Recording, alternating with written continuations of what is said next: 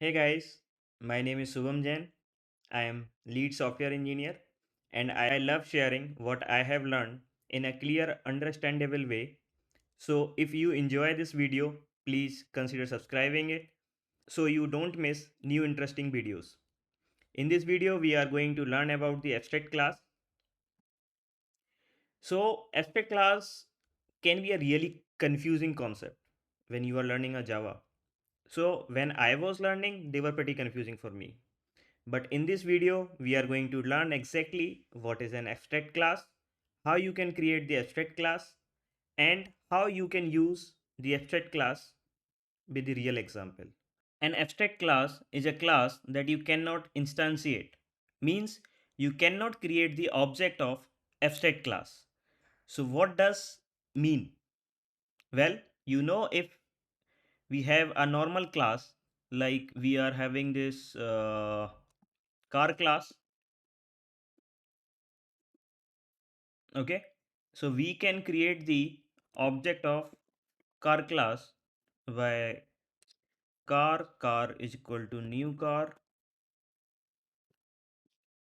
Okay, and if I go back to the car class again and add a keyword before the class keyword, that is abstract, so now this class is abstract class. And if I go back to the main method again, here we are having some problem. It says car is abstract, cannot be instantiate. So now we can see this car class is converted to the abstract class and we can't create its object. So let's change this abstract class into the regular class. Okay, and we are going to create one more class that is going to be the vehicle class. And in the vehicle class, we are going to add some property string brand name string make year and int speed. And when this vehicle class constructor is going to be called, we will say this dot speed is equal to 0. Okay, and now what we are going to do, we are going to extend this vehicle class. Okay, so now the car class is going to be the child class, and vehicle class is the parent class, which is having the property of vehicle class. And now we can create one more class, that is bike class. And again, bike is going to extend the vehicle class, and this bike class can have the property of this vehicle class. And we can create the bike class object as well as car class object. But we don't want to create the vehicle class object because it's not making any sense. So what we can do, we can create this vehicle class as an abstract class. Now, what about the method? Okay, so let's say we are having a method public void current speed, and this method will print dot out dot print current speed is, and we will print the speed. So this is the normal method. Okay, and now what about the abstract method? How we can create the abstract method? Okay, so for creating the abstract method, what we need to do, we need to add abstract keyword before the return type of the method, that is void, and then method name. And we will say, like, as of now we are having the car and bike, and these vehicle is having the functionality to start the car, start the bike, and they are having the functionality of starting the bike and starting the car differently. So its implementation is going to be uh, declared by the car class, by the bike class. So now we are going to have the uh, method that will say the start class. We will add the semicolon after the abstract method. Let's create one more abstract method, public abstract void stop. So if we go back to the car class, and we will see over here, now we are having some error. It says class car must either be declared abstract or implement the abstract method start. And we can see that now we are having two abstract method. One is start, one is stop. So let's implement these method. So in car's start method, we will say system.out.println car is started by self, and in the stop we will say car is stopped. Likewise, we are going to go to the bike class, and we will see the same error. And let's implement these method, and let's uh, start the bike, and we will say bike is started by, okay, and we will say now bike is stopped, okay. And let's come to the main method, and we can see uh, car object is created, bike object is created. So let's try to start the car, and let's try to stop it. In the similar way, we can use the functionality of abstract method in the subclass.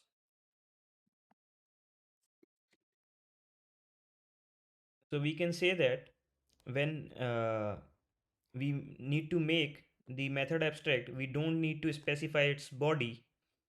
And for the method, all we need to do, just we need to add the abstract keyword in the method, and in the last of the method we can add the semicolons, okay. So we were discussing, why would I create a class whose object I can't create?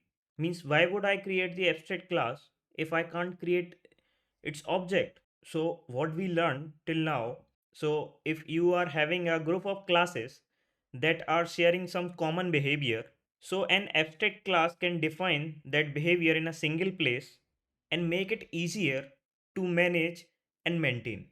So we can say that the abstract class can define some method with the default implementation, like we did this, like we define the current speed, and some method that we are going to leave, that it is going to implement via the child class or subclass that we are implementing in the car class and bike class, okay. So here many person is having a very important question, or you can say a very important interview question, that is, what is the difference between abstract class and interface? So let's understand what is the difference between abstract class and interface by creating one interface. So we are going to create a interface, drivable, okay. And inside this interface, we are going to create two method, public abstract void accelerate. So as you see that this public and abstract is kind of dull. Why? Because interface, so whatever the method we are going to define inside the interface is going to by default public and abstract. So let's create one more method that will say apply break. So as we are seeing over here, that this particular class, car class, is extending the vehicles. So now what we can do, instead of extending, we are going to implements drivable interface. And when we are going to do that, it's show an error that a class car must either be declared abstract or implement the abstract method. So let's go to the hint and implement the methods. Okay. So now what we can do over here, we can say system dot out dot println car speed is accelerated, and inside the apply brake, let's say that car is applying the brake. So in the same way, like we did in the abstract class, in the same way we can have these functionalities. So if we are going to call car dot accelerate and car dot apply brake, and then let's see the output. So we can say car is started by self, car is stopped, car is accelerated, and car is apply the brake. In the same way, like we use the abstract class, and in the similar manner we can use the interface as well. So what is the difference over here? So the first key difference is you can implement as many as interface as you want in Java, but you can only extend one class, and you can totally do both if you want to extend and implement the drivable interface. So like what we can do, along with this interface we can also extend the vehicle class,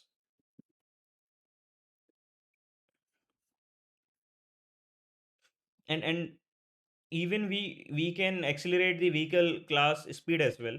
Like if we want, speed is equal to speed plus 5, and when we are going to apply the brake, speed is equal to speed minus 3.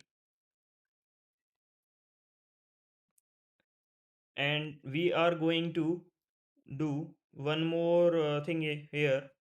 We are going to print current speed before the acceleration, and after that we are going to print the current speed.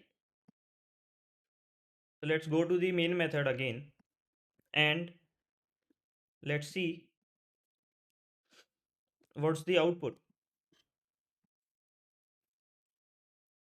So we can see here the car is started by self, current speed is 0, car speed is accelerated, current car speed is 5, current car speed is 5, car is applying the brake. Now current speed is 2 and car is stopped. Why? Because when we are applying the brake, we are reducing the speed. So the another difference is that in interface, if we are going to declare any field, like we have an brand name, so every field that is declared inside an interface is going to be static and final.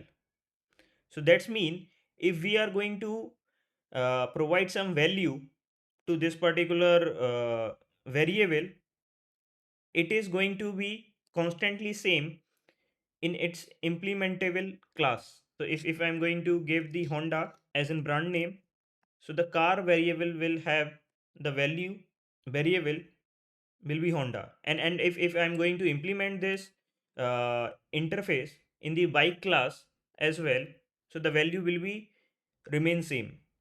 So if the subclass want to have the separate value, then we can put the fields inside the abstract class. And if the subclass want the same value, then we can put into the interface. Okay. And one more important point is here, then abstract class can have the instance variable, constructor, and static method, while interface cannot. This means an interface class can define state and behavior as well, but interface can define only behavior. So if you are having any question and clarification, please let me know in the comment section, or if I got something wrong, feel free to shout at me. Thank you so much for watching, and I will see you in the next video. Thanks.